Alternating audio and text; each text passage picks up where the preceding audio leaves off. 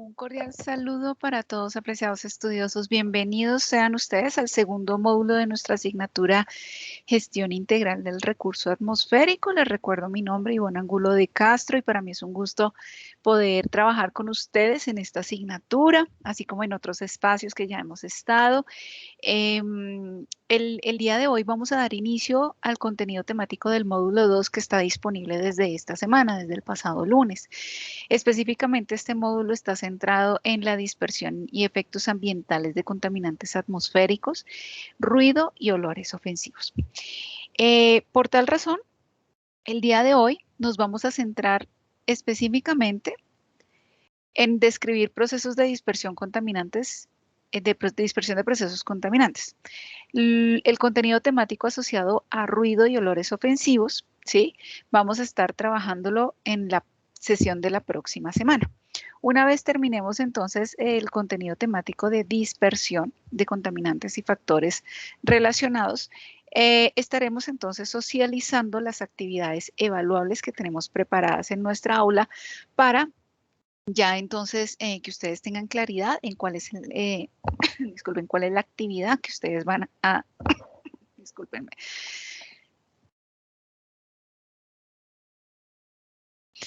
la actividad que ustedes van a desarrollar para este módulo específicamente. Entonces, damos inicio al tema de hoy. Esperen un segundo porque no me... Ya, listo. Digamos que de manera general, cuando hablamos de los contaminantes ambientales, en el primer módulo, digamos, nos centramos en gran medida en lo que compete a entender cuáles son los contaminantes atmosféricos, cuáles son esos procesos atmosféricos, y ahora la integración de esos dos factores nos va a permitir comprender cómo se dan esos fenómenos o esos procesos de dispersión. Que si hay una fuente contaminante, cómo se comporta, se transporta, se dispersa, se concentra, según diferentes condiciones o factores que vamos a analizar el día de hoy. De manera general, digamos que existen diferentes factores, como les digo, que influyen en esa dispersión o no dispersión de los contaminantes, ¿sí? Específicamente, hay ciertos fenómenos que dependen de los procesos meteorológicos del clima, del viento, de la luz solar, de la humedad que haya presente en el ambiente, de las condiciones climáticas, digamos, esas van a influir como tal en los procesos de mezcla y transporte, ¿sí? Digamos que los factores como tal, entonces digamos que la meteorología como tal tiene un efecto en la capacidad dispersante que tiene la atmósfera, ¿sí? La meteorología determina si se dispersan o no esos contaminantes que son descargados por unas fuentes. Entonces, frente a este proceso, podemos tener específicamente procesos de transporte, que es el arrastre como tal que se daría desde una fuente que lo emite hasta una zona que digamos que es receptora de esa contaminación. Procesos de mezcla, ¿sí? Procesos de difusión o de acumulación que se concentren. Y cuando nosotros digamos que tenemos unas condiciones de la atmósfera, unas condiciones en las que estamos expuestas de calidad de aire, es cuando nosotros hablamos ya entonces de la inmisión. La inmisión, pensemos que entonces es esa cúpula atmosférica que tenemos de aire que tenemos sobre nosotros, que tiene unas características de concentración específicas de contaminantes, ¿sí? Gracias precisamente a los procesos de mezcla y transporte y los procesos de deposición. La deposición puede ser húmeda, por ejemplo, como la lluvia ácida, o también una deposición seca. Entonces pensemos, por ejemplo, en el material particulado o sustancias que ya digamos que por el mismo contacto con superficies, con plantas, con animales, con las personas, con la infraestructura, pues ya entran en contacto y reaccionan, como por ejemplo sería la presencia de ozono como tal. Hay que analizar entonces unas características puntuales de las fuentes como tal. Las fuentes emisoras, digamos que, bueno, aquí me había olvidado, perdón un segundo, sí, aquí me había olvidado de algo que debemos retomar de las definiciones de los términos que trabajamos en nuestro primer módulo, pues debemos retomarlos acá y esos son emisión e inmisión. Emisión, la descarga contaminante, lo que emite una fuente contaminante, ¿sí? O una fuente emisora. Y la inmisión son las características o la concentración que se encuentra en el ambiente, en este espacio. Entonces, es lo que llamamos calidad del aire. Ahora sí, hay diferentes características de esas fuentes emisoras, ¿sí? Digamos que las características pueden ser, digamos, las fuentes emisoras, digamos, depende, las características como tal de esa descarga, dependen, por ejemplo, el tipo de contaminante. Puede variar también la concentración de esos contaminantes, ¿sí? El tipo de contaminante, pues sería si es un gas, si es un material particulado o partículas como tal, ¿sí? Y según esas características del tipo contaminante, pues también dependerá si permanece más suspendido en el aire o si se sedimenta más rápido por su peso, ¿sí? Si se dispersa más rápido o no. Una partícula que sea muy pesada, pues va va a tener la tendencia a precipitarse muy cerca a la fuente de emisión, mientras que una partícula gaseosa o una partícula mucho más liviana, como por ejemplo el PM2.5, pues va a tender a transportarse, digamos, a una mayor distancia, va a tener mayor alcance. Frente a la concentración, pues entonces, pues bueno, sí, o sea, dependiendo de las características de esa fuente, de la concentración de esas sustancias, pues asimismo va a ser su comportamiento en la atmósfera, digamos, a que aún, digamos, en cierta distancia todavía haya concentraciones altas o no, puede ser. Y también, digamos que propiedades físico-químicas. Las propiedades físico-químicas, ¿por qué? Digamos que las propiedades físico-químicas determinan cómo se comporta esa pluma contaminante digamos, en el momento de la descarga para su dispersión. Pensemos que esta es una chimenea, ¿sí? Tenemos una chimenea acá. Esta chimenea tiene una emisión como tal, una descarga, ¿sí? Esa descarga puede tener, por ejemplo, características como la temperatura, ¿sí?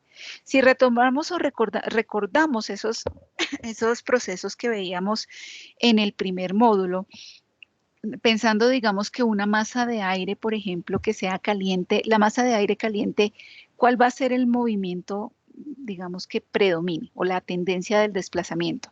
¿Será que la masa de aire caliente está aquí o tiende a subir?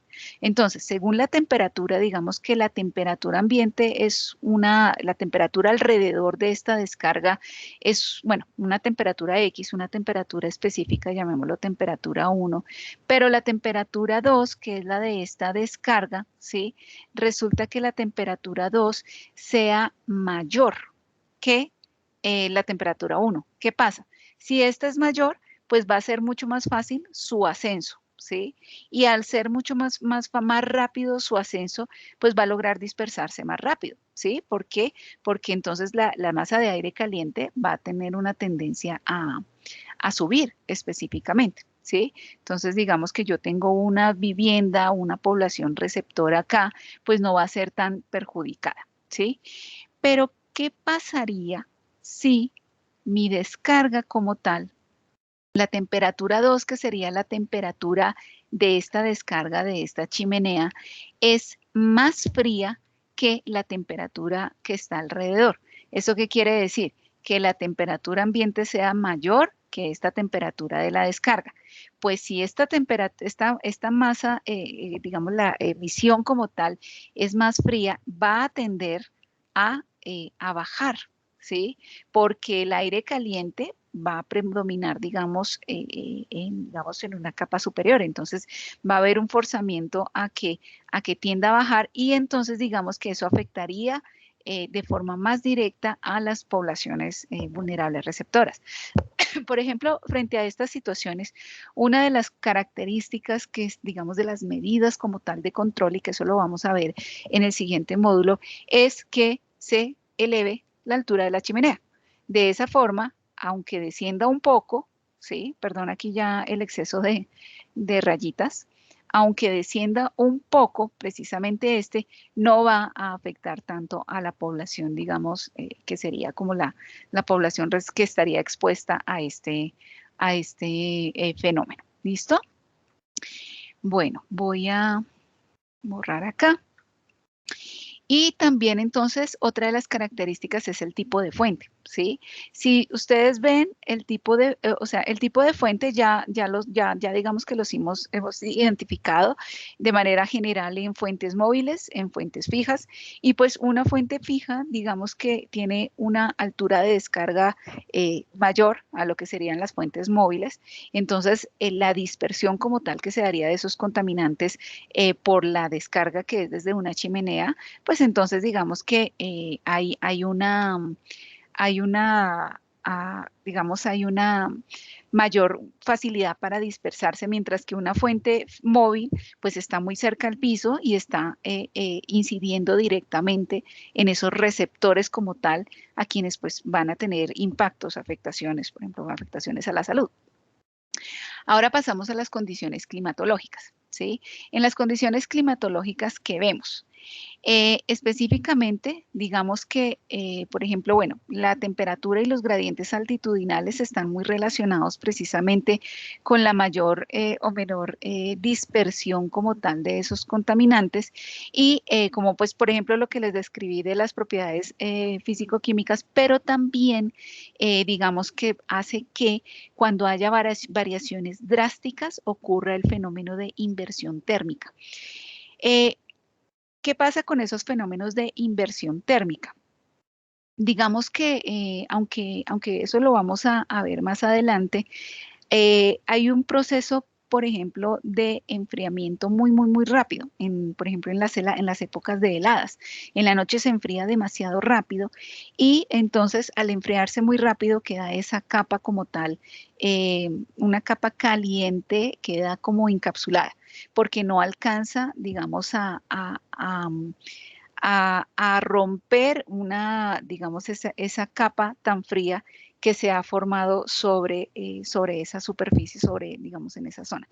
Hay unas condiciones físicas o geográficas que influyen en esos procesos, pues eso lo vamos a ver más adelante. Las precipitaciones. Recordemos que esto lo mencionábamos desde nuestra primera sesión, en cuanto a que las precipitaciones ejercen un lavado de la atmósfera, ¿sí? Si hay una zona, si bien una zona que sea muy contaminada, que tenga alto porcentaje, digamos, que haya una alta concentración de material particulado en la atmósfera y esto permita ser, digamos, un factor que favorezca la precipitación, pues en el momento en que ocurra la precipitación, pues se va a limpiar, digamos, porque esa precipitación va a lavar la atmósfera, va a arrastrar a modo de deposición húmeda estos contaminantes, ¿sí? Y por eso entonces, posterior a la lluvia, pues las concentraciones como tal, o el nivel de emisión, la emisión como tal, pues va a ser de una mejor calidad. El proceso que tiene el viento, ¿no? Pues el viento, ya sabemos, o sea, el viento genera una dispersión de contaminantes. A mayor viento o a mayor velocidad del viento, más bien, pues digamos que va a haber un mayor arrastre de contaminantes. Otra de las, perdón, otra de las características del viento es que cuando hay procesos de turbulencia, hay una mayor mezcla, ¿sí? Y esa turbulencia también puede desencadenar una mayor acumulación, porque la turbulencia incluso puede resuspender material que ya se haya depositado sobre superficies y la turbulencia, digamos, que se concentra en un solo lugar. Y al concentrarse en un solo lugar, pues estaría presentándose posiblemente una mayor acumulación de estos contaminantes. Otro de los fenómenos es la radiación. Y esto también ya lo analizamos desde el primer módulo. La radiación solar tiene un efecto directo en la producción de esos contaminantes secundarios, ¿sí? Es decir, que a partir de los contaminantes primarios que emiten estas fuentes contaminantes, pues los contaminantes, el efecto del sol como tal va a incidir en que se transformen en otros contaminantes que incluso pueden ser más nocivos que los contaminantes primarios. Ahora vamos a hablar de los rasgos topográficos y geográficos. Las características de mi entorno también van a incidir en que los contaminantes se dispersen o no. Por ejemplo, hablemos primero de las regiones costeras, ¿sí? En las regiones costeras se habla de las brisas marinas, ¿sí? Pensemos que digamos, estas ustedes pues ya las conocieron desde el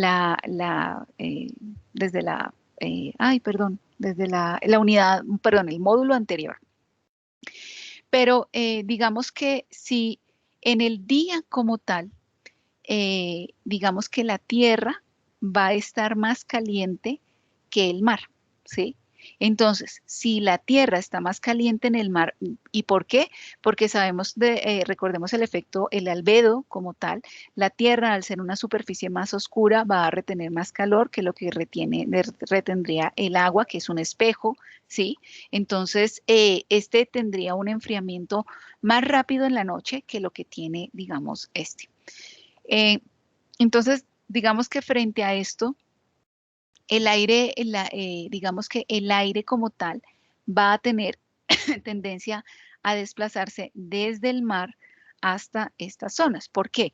Porque si la Tierra está más caliente, el movimiento convectivo del aire, que es el ascenso que se presenta, pues hace que el aire que sea más frío ocupe ese espacio que está desplazando y por tanto entonces las corrientes van hacia el interior. Lo que quiere decir que si yo tengo una fuente emisora, una fuente contaminante, pues la contaminación va a concentrarse más en las ciudades, digamos, en tierra firme, mientras que por las noches, digamos que la dispersión se va a hacer es hacia el mar. ¿Por qué? Porque la tierra, digamos que en la tierra específicamente, bueno, en la noche ya no está recibiendo el sol, se está enfriando, pero el mar como tal tiene por su capacidad calorífica, entonces va a estar más tibio, entonces va a haber una tendencia de brisas que van desde la tierra hasta el mar, ¿sí? Otro de los factores son, por ejemplo, los que ocurren en las montañas, ¿no? En los procesos que se dan en las montañas, los que conocemos como brisas valle-ladera, ¿sí?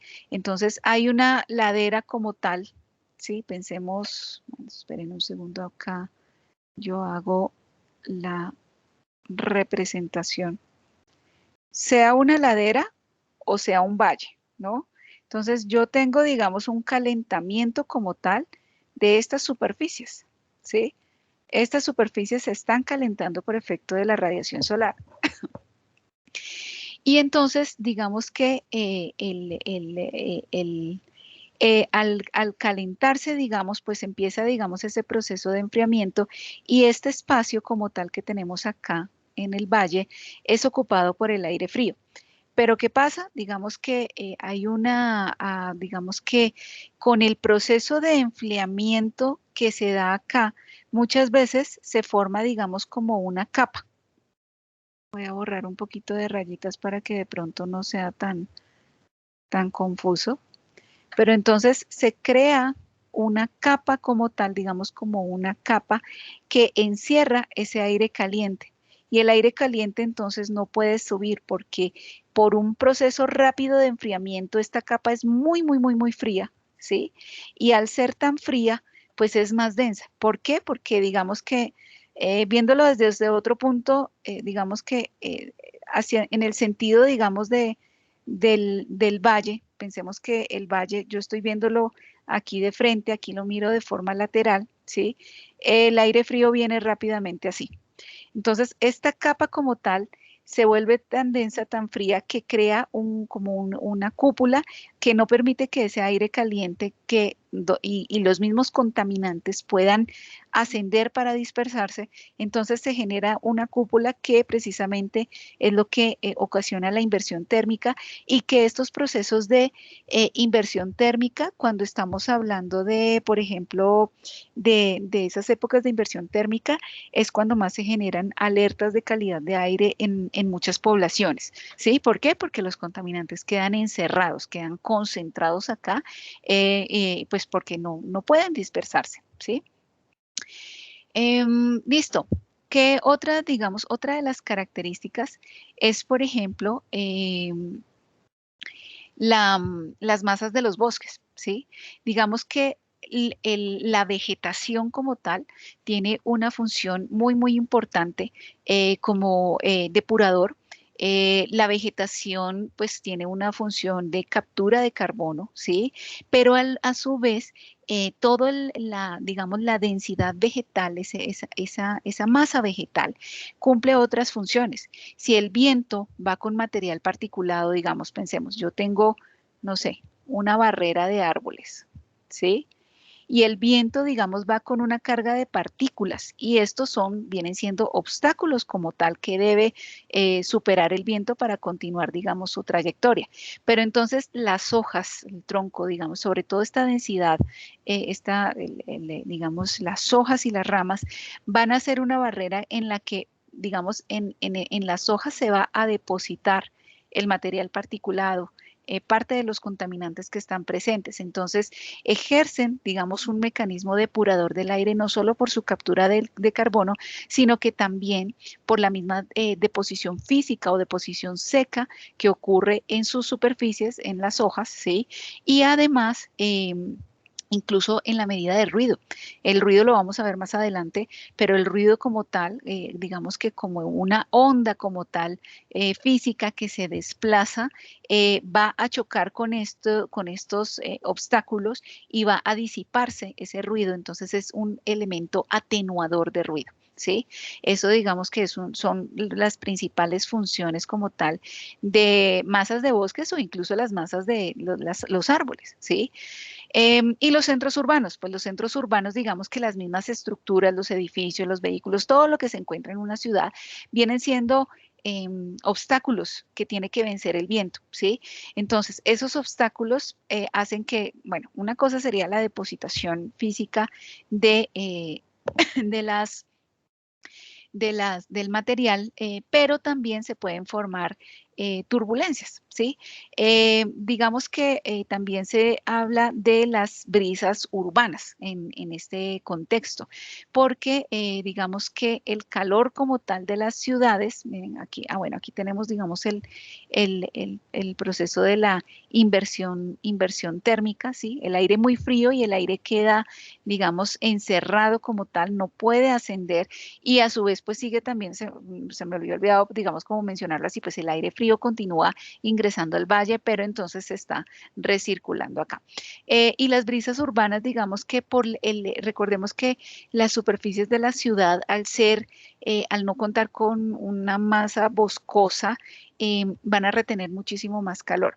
Al retener muchísimo más calor, digamos que se genera una cúpula caliente y por eso entonces el aire como tal se empieza a recircular porque al igual que digamos, el proceso de inversión térmica, pues digamos que se genera esa cúpula y los contaminantes como tal quedan suspendidos y recirculan, o sea, permanecen suspendidos, digamos, en esa cúpula como tal, porque el aire queda encerrado por el mismo efecto de las turbulencias. Em, ya digamos que un ejemplo de esto es el Valle de Aburrá, ¿sí? El Valle de Aburrá en Antioquia se caracteriza por cumplir con todas esas condiciones para que los factores de contaminación atmosférica sean más, digamos que la población sea más vulnerable precisamente por los factores que confluyen ahí. Uno son la característica de las meteorológicas. Digamos que hay nubes de baja altura, ventilación escasa y pues como en toda Colombia tenemos un clima cambiante. ¿sí? Porque hacemos parte de esa región tropical o de la zona de confluencia intertropical, donde en un mismo día podemos tener lluvia y en cuestión de minutos tenemos un sol intenso y mucho calor y nuevamente lluvia, ¿sí? Y aquí, o lluvia y sol a la vez, y también la topografía. Entonces, la topografía, al ser rodeado el valle de montañas, es un valle estrecho, densamente poblado, entonces se favorecen las condiciones tanto para, digamos, esa isla de calor, así como los procesos de inversión térmica.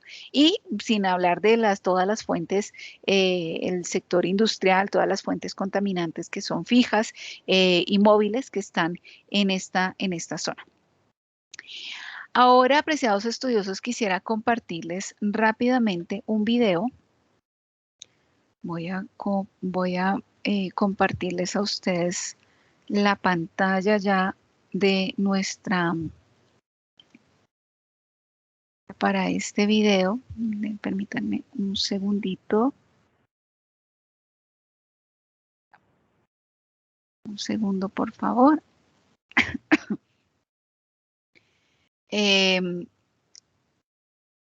Con el ánimo de promover esas actividades de bilingüismo. Entonces, como ustedes ya lo pueden imaginar, este video no tiene audio, realmente solo tiene una música de fondo, pero sí tiene un texto en inglés, ¿sí? Entonces vamos a específicamente, esperen un segundo porque no sé si el audio como tal se está compartiendo. Entonces debo cambiar aquí la configuración. Listo. Entonces ahora sí. Entonces vamos a ver la importancia de esa masa boscosa, de los árboles como tal, no solo en el contexto, digamos, rural, sino en las urbes, en las ciudades. Este video se llama Combatiendo la contaminación atmosférica con bosques. Entonces vamos a verlo y voy a hacer las pausas respectivas para poder socializar precisamente estas características. Entonces, miren, la contaminación atmosférica es el mayor, digamos, asesino invisible en el mundo, ¿sí? Es un asesino invisible porque es la mayor amenaza que se presenta en digamos, para los seres humanos o para la salud humana a nivel global. O sea, es una problemática global que causa muchas muertes en el mundo. Alrededor de 7 millones de personas cada año mueren y precisamente dependiendo de donde uno viva, pues si yo estoy más expuesto a la contaminación, puede acortar el promedio de vida de las personas, ¿sí? En 2 años. Si yo vivo en una ciudad, en una urbe donde hay una alta contaminación, mi promedio de vida como tal, el promedio de vida de la población, se reduce en 2 años. Es más devastador que la tuberculosis, que el SIDA o que fumar. Y la principal causa de ataques cardíacos, cáncer de pulmón y los strokes son los, digamos, como problemas cerebrovasculares, como derrames cerebrales. Se me olvidó el término específico. La contaminación del aire también se ha encontrado como una gran causa de reducción de la inteligencia. Incrementa el riesgo de Alzheimer y demencia.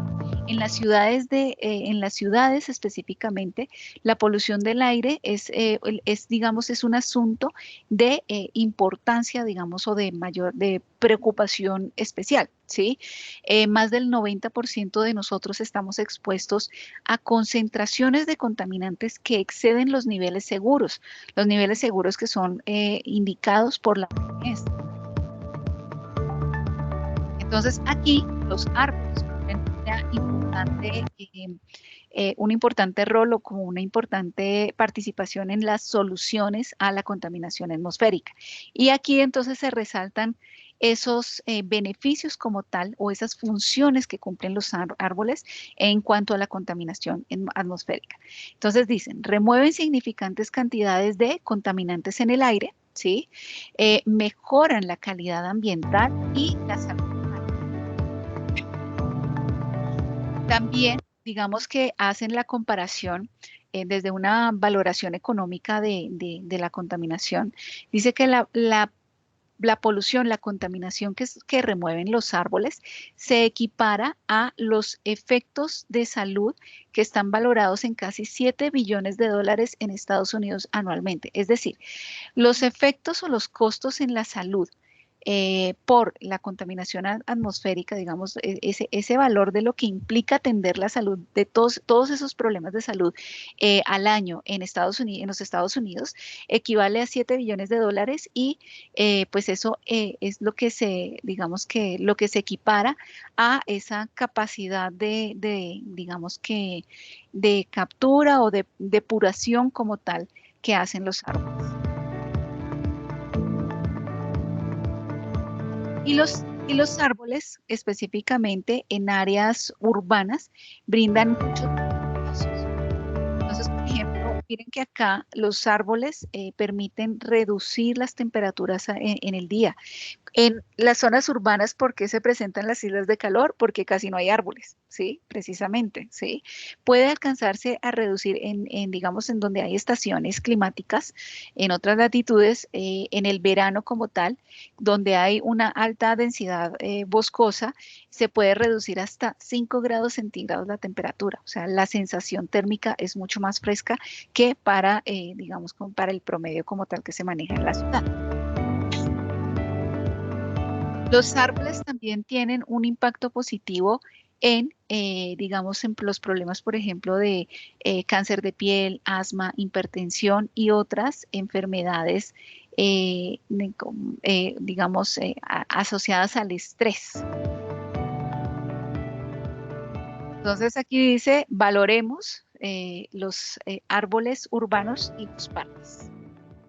Bueno, este fue un video muy corto, precisamente para poder compartirles a ustedes,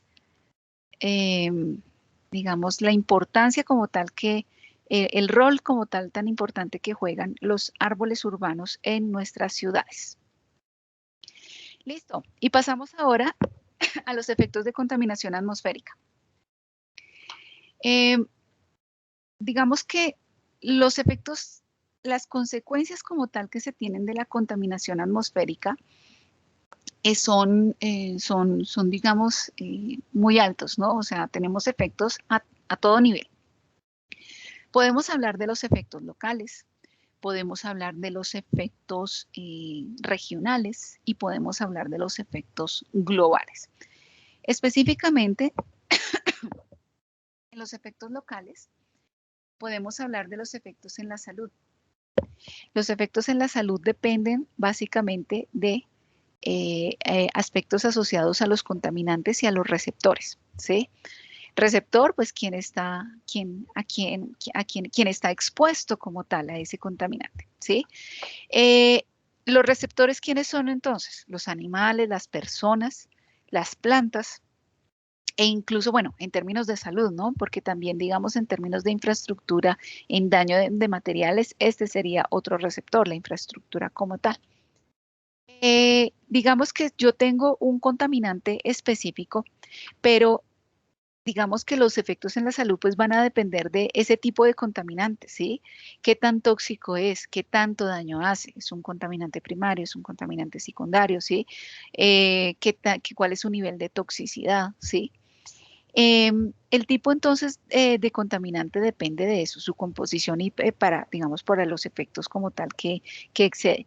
Pero también un contaminante que no sea tan tóxico como otro, pero sí está más concentrado, o sea, digamos que la concentración es mayor de este contaminante, pues también eso va a incidir. Y también no es lo mismo de una persona que viva, por ejemplo, en una zona industrial, que, por ejemplo, está permanentemente expuesta a una persona que, digamos, solo, no sé, va a la ciudad, una ciudad con alta contaminación solo va un par de veces a la semana. Entonces, el tiempo de exposición como tal va a incidir en los efectos de salud que se desencadenen como consecuencia de esa exposición. Y hay unas características específicas en cuanto a los receptores, ¿sí? Los receptores, en términos de esa vulnerabilidad como tal que puedan tener. Y la vulnerabilidad, digamos que, y la sensibilidad, depende, pues, digamos, de esas características de la población. Vuelvo a la persona una persona que viva en una zona industrial como tal, ¿sí? Entonces, pues va a ser una persona mucho más vulnerable, ¿sí? Porque va a estar mucho más tiempo expuesta y no tiene, digamos, una opción de vivir en otra zona donde haya menos contaminación. Una persona que trabaje, digamos, en zonas, no sé, pensemos en una actividad minera que sea ilegal, donde no se tienen controles en cuanto a la protección, elementos de protección personal, los sistemas de control de la contaminación, pues esa persona, digamos, va a ser más vulnerable. ¿Por qué? Porque no se le garantizan esas condiciones de protección para defenderse de esas características del contaminante que está suspendido en esa atmósfera, en ese espacio. Y la sensibilidad, la sensibilidad, ¿a qué hace referencia? Hay poblaciones, grupos poblacionales que son más susceptibles a una exposición de contaminación. ¿Quiénes serían estas personas? Pues, por ejemplo, los bebés, los niños, los adultos mayores, ¿sí? Y asimismo, por ejemplo, las mujeres en embarazo, ¿sí? Esas serían, digamos, poblaciones que serían mucho más sensibles a ese tipo de contaminantes. O personas, digamos, también, por ejemplo, con enfermedades base, con problemas cardíacos, digamos, con otro tipo de enfermedades, pues van a ser también mucho más sensibles a esa contaminación atmosférica.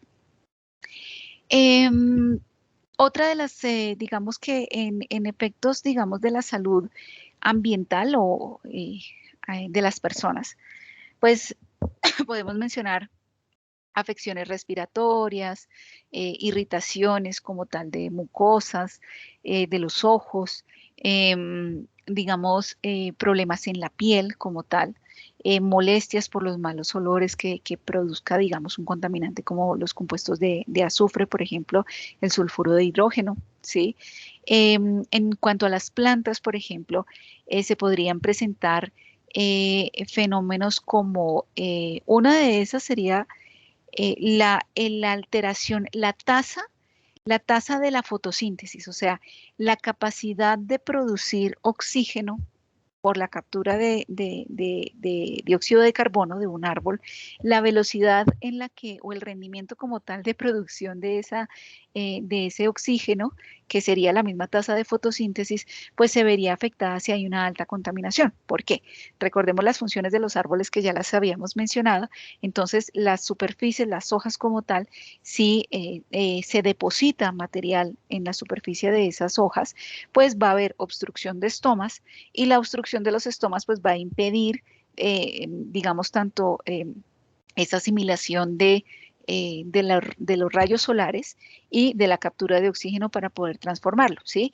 Y esa tasa de fotosíntesis pues también puede repercutir ¿qué? En el crecimiento como tal de la planta, ¿sí? En esa velocidad de crecimiento e incluso muertes de tejidos, o sea, hay contaminantes que específicamente pueden ocasionar necrosis, ¿sí? Como el dióxido de azufre, ¿sí? Y digamos que también pueden presentarse procesos de bioacumulación, ¿sí? A través, por ejemplo, de las raíces, a través de los estomas quizá, no, digamos que no tengo en este momento como esa comprensión, digamos, como de ese soporte para pensarlo, pero quizás se pueda presentar, pero la bioacumulación se da principalmente desde la misma absorción que se hace en las raíces por los contaminantes como tal que se hayan depositado en el suelo. Em, ya digamos que a nivel de los efectos directos sobre los materiales, que sería otro de los efectos locales. Entonces, pues tenemos una infraestructura o tenemos también en un espacio rural, pensemos en una zona donde hay unas, no sé, unos afloramientos geológicos que son atractivo turístico, ¿sí?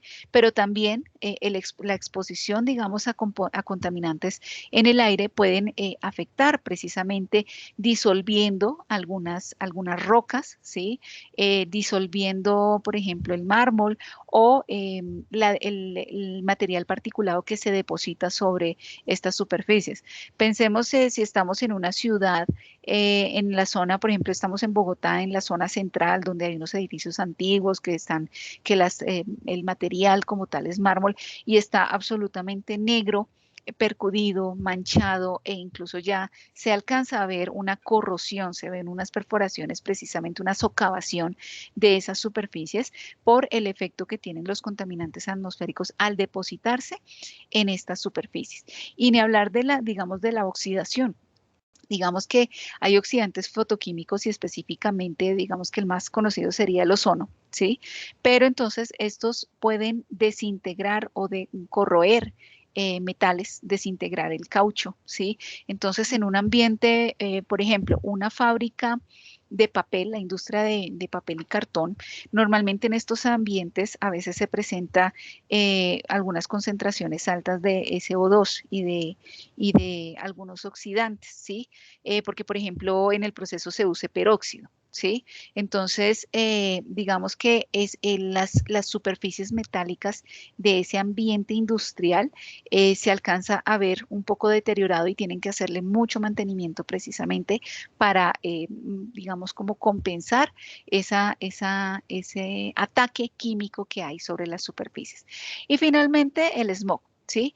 El smog, ¿qué es? Es la formación de una niebla como tal de contaminantes, ¿sí?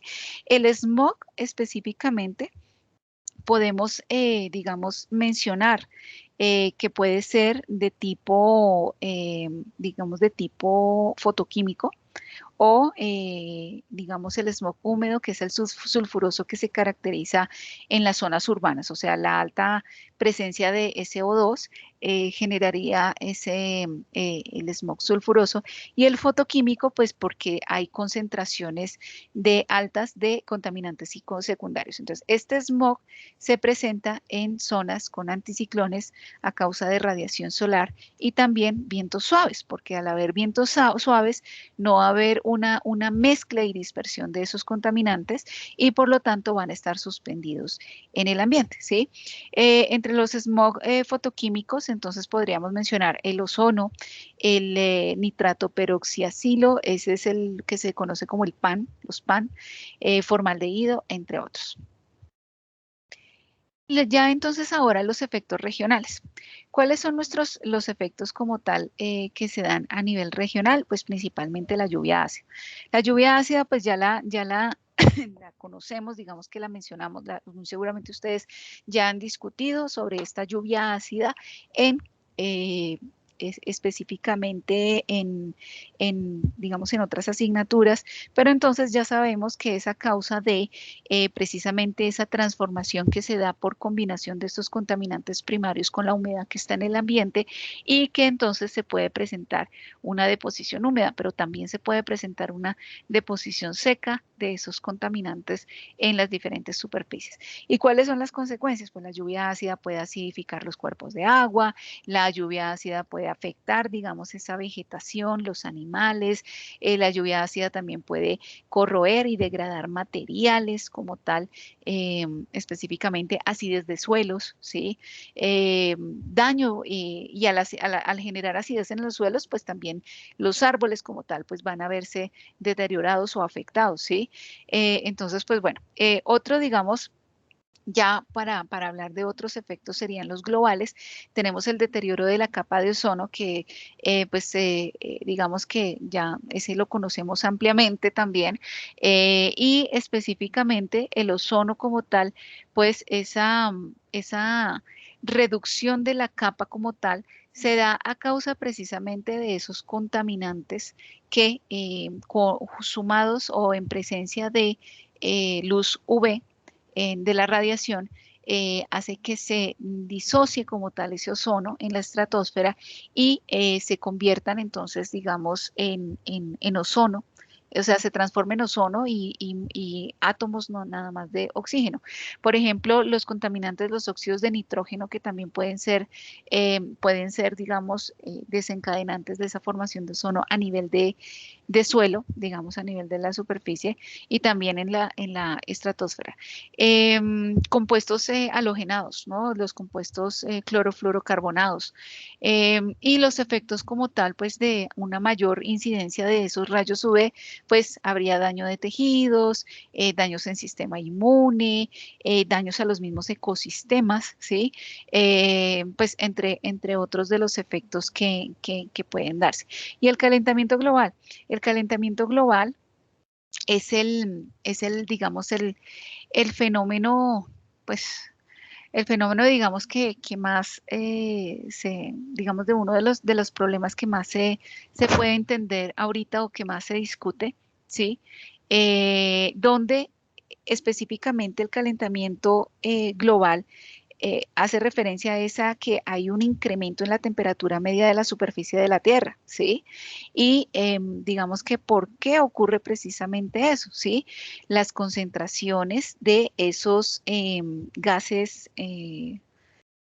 o como se llaman, precursores como tal perdón que se me olvidó el nombre, impulsores antropogénicos del cambio climático, ¿sí? Todos esos, la concentración de gases de efecto invernadero que va aumentando y aumentando gradualmente en la atmósfera, hace que ese promedio de temperatura sea aumentándose y digamos que tiene como consecuencia otras repercusiones sobre el cambio climático.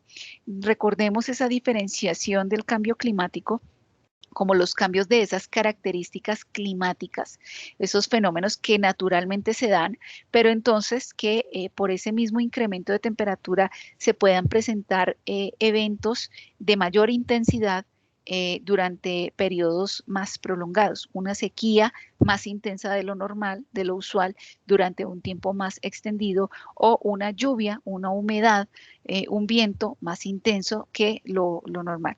Si recuerdan, por ejemplo, ese mensaje que les enviaba recordando lo que ocurrió el año pasado con el huracán Iota, pues eso va muy de la mano de todas estas problemáticas, ¿sí? Porque precisamente ya empezamos a ver huracanes que están tocando tierra en zonas donde antes no tocaban por las mismas condiciones de temperatura que estábamos hablando y por la misma temperatura de la tierra no se dispersan o no se desactivan o desaceleran tan rápidamente como antes sí pasaba. Entonces, esa sería, digamos que, otra de las consecuencias que se pueden tener. Ya hasta aquí, apreciados estudiosos, terminamos el contenido, la primera parte del módulo 2. Estaríamos entonces ya revisando la próxima semana el ruido y olores ofensivos y ahora entonces quisiera pasar conducirlos a ustedes que me acompañan, a invitarlos a que me acompañen al aula para que podamos entonces revisar cuáles son las actividades evaluables que tenemos, bueno, la actividad evaluable que tenemos programada en nuestra aula. Entonces, recordemos que en esta asignatura tenemos el plan de formación y cronograma de actividades. Específicamente, este plan de formación nos indica que estamos ya iniciando desde el pasado lunes, estamos iniciando este módulo 2 y que la actividad evaluable a desarrollar es este foro de la contaminación de las grandes ciudades, ¿sí? ¿Qué es lo que entonces vamos a hacer acá? Esta actividad está disponible hasta el 23 de agosto para que ustedes por favor la revisen y el próximo jueves 19 de agosto nos estaremos nuevamente reuniendo para terminar el contenido del módulo. Vamos entonces a dirigirnos específicamente a la actividad. ¿Cuál es la competencia o resultado de aprendizaje que vamos a alcanzar con esto? Que ustedes describan un fenómeno de contaminación ambiental de calidad del aire característico de grandes ciudades y que constituye un gran problema en la actualidad, con el fin de realizar un análisis de causas y efectos del fenómeno ambiental actual en la ciudad seleccionada. ¿Qué es lo que vamos a hacer? Este trabajo es de carácter individual. Básicamente lo que ustedes van a desarrollar es que identifiquen primero una problemática grave de contaminación atmosférica, ¿sí? Por ejemplo, una ciudad como México, Tokio, Buenos Aires, Medellín, Bogotá, ¿sí? Donde predominen situaciones como lluvia ácida, inversión térmica, smog fotoquímico o cualquier tipo de smog. Ustedes eligen cuál es esa problemática de contaminación o ese efecto como tal de la contaminación. Quiero hacer una claridad acá y es que la problemática que ustedes van a describir no es propiamente la contaminación atmosférica, porque a veces de pronto se entiende esto como no. Bogotá es una ciudad que tiene mucha contaminación atmosférica, pero bueno, estamos tratando de entender esos fenómenos de contaminación atmosférica como los que vimos en esta sesión. Entonces, para que lo tengan muy presente. Cuando ya entonces ustedes investigan sobre esa ciudad con esa problemática ambiental específica que han seleccionado, van a elaborar un documento en Word con esta información. Primero, descripción de la ciudad, ¿sí? Generalidades climáticas, características geográficas, topográficas, condiciones poblacionales, etcétera, ¿sí? Frente a esas características, luego van a describir cómo se da ese fenómeno de contaminación del aire. Entonces, el tipo de fenómeno, no que esta ciudad en Londres se ha presentado, digamos, el smog fotoquímico, digamos, cómo ocurre, cuáles son, digamos, esa composición, en qué momento se hace más intenso, los factores que favorecen o dispersan esa contaminación o concentración de contaminantes, digamos, esta situación desde cuando se presenta, ¿sí? Ustedes van a indicar, por ejemplo, las épocas del año en las que se ocurre más esto o con más intensidad. Este documento, digamos que, o sea, esta descripción, todo esto, máximo 2 páginas. No tenemos que hacer una bibliografía, una monografía de todas las características de la ciudad y del problema. ¿Listo? Como tercera medida, como tercer paso, entonces ustedes van a identificar causas y consecuencias. O sea, ustedes van a analizar estas condiciones: clima, topografía, población, dinámica industrial. Y entonces ustedes van a enumerar 5 causas mínimo de esta contaminación, ¿sí? Y 5 consecuencias, que serían esos efectos de la contaminación identificada: problemas de salud, de entorno natural, infraestructura, etcétera, ¿sí? Máximo, digamos, una frase o un párrafo máximo de cada una de estas causas y consecuencias, ¿sí? Mínimo 5 causas y sus respectivas 5 consecuencias. ¿Listo? Finalmente van a elaborar una infografía con esta información que ustedes ya han investigado, ¿sí? Entonces van a realizar una infografía, y esta infografía debe ser en inglés, ¿sí? Es en inglés para promover las actividades de bilingüismo en nuestra aula, donde se explique precisamente en una sola hoja, de manera gráfica y original y creativa, cómo se da este fenómeno de contaminación ambiental. Aquí, apreciados estudiosos, digamos que les recomiendo que tengan presente que pues el propósito de desarrollar una infografía es, perdón, un segundo que se me perdió acá el texto. Ya. Listo, entonces, ¿cómo se da este fenómeno? ¿Sí? Puede usar diagramas, mapas mentales, figuras. Se recomienda, se los voy a aclarar acá, el uso de una herramienta de la web 2.0. ¿Listo? Para que lo tengan presente. Realicen el documento final, ¿sí? El documento final, entonces, pues, ¿qué va a ser estos elementos que ustedes ya han desarrollado? Y debe tener, entonces, una portada, los resultados como tal, perdón, descarga de datos en tabla, ¿no? Resultados, el análisis y la infografía. Ahora, la retroalimentación como tal, van a realizar una retroalimentación en el foro, ¿sí? ¿Qué es lo que van a hacer ustedes? Básicamente van a consultar la participación de un compañero y van a sugerir al menos 2 textos o artículos que enriquezcan su investigación sobre la problemática de contaminación abordada por su compañero. ¿Sí? Entonces, resulta que un estudioso revisa la publicación de otro y resulta que su compañero está hablando sobre lluvia ácida. Entonces, van a hacer una búsqueda de 2 textos que le permita a su compañero complementarlo. Entonces, para esto van a hacer la búsqueda en la biblioteca de la UMB, van a identificar esta información, palabras clave, nombre completo del autor, fecha de publicación, nombre del artículo o libro y el nombre de la base de datos donde se encuentra ese recurso bibliográfico. Ya entonces, finalmente, ¿cuáles son los entregables? Perdón, un segundo. voy a guardar acá. Los entregables básicamente son, entonces, el documento en Word con la primera participación. En la primera participación van a presentar el documento y la infografía, ¿sí? Y la segunda participación va a ser la retroalimentación a su compañero con los 2 documentos que ustedes van a sugerirle a su compañero sobre la problemática. Recordemos la rúbrica bajo la cual se hace la retroalimentación de la actividad, apreciados estudiosos, donde vamos a verificar ese desempeño alto, cómo lo logramos, ¿sí? Precisamente a través de estas herramientas, y finalmente la presentación, digamos, del documento, las normas APA. ¿Listo? Esta actividad entonces va a estar disponible hasta el 23 de agosto. Quisiera recordarles, apreciados estudiosos, que ustedes en la biblioteca virtual, si por ejemplo ustedes, digamos, vamos a buscar sobre contaminación de la atmósfera, ustedes pueden identificar la información que se solicita compartir con sus compañeros. Digamos que, por ejemplo, este libro, este documento, este artículo me parece interesante. Entonces, haciendo clic en el título y no yendo directamente al documento fuente, ¿sí? Entonces, aquí encuentran la información desglosada y aquí en la parte final se les indica cuál es la base de datos en la que se encuentra este recurso. ¿Listo? Está aquí en la parte final para que ustedes lo tengan presente para el desarrollo de la actividad. Listo, apreciados estudiosos, pues ya con esto damos cierre al contenido temático, a la socialización que teníamos preparada para el día de hoy. Les agradezco a todos su atención, el tiempo dedicado para revisar de forma sincrónica el contenido temático que estaba preparado para esta sesión, al igual que su tiempo para el desarrollo como tal, la consulta de la actividad a desarrollar en estas 2 semanas, y estaré muy atenta entonces a las inquietudes que ustedes tengan para desarrollar esta actividad.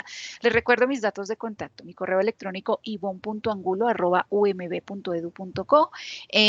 Me pueden contactar también a través del buzón de Canvas, o al igual pueden contactarme a través de mi número personal, es 311-218-8531, la extensión, perdón, me pueden contactar a través de WhatsApp o Telegram, o también me pueden ubicar a través del teléfono fijo de la universidad, aunque normalmente nadie me llama normalmente las personas prefieren el contacto por celular, pero si ustedes pueden ver acá, aparece la línea telefónica de la universidad 546-0600 y mi extensión es la 1621. Les deseo a todos muchos éxitos en este módulo 2, una feliz tarde, y estaré muy atenta a las consultas, a las inquietudes que ustedes tengan para este módulo. Un abrazo para todos y que estén muy bien. Chao, chao.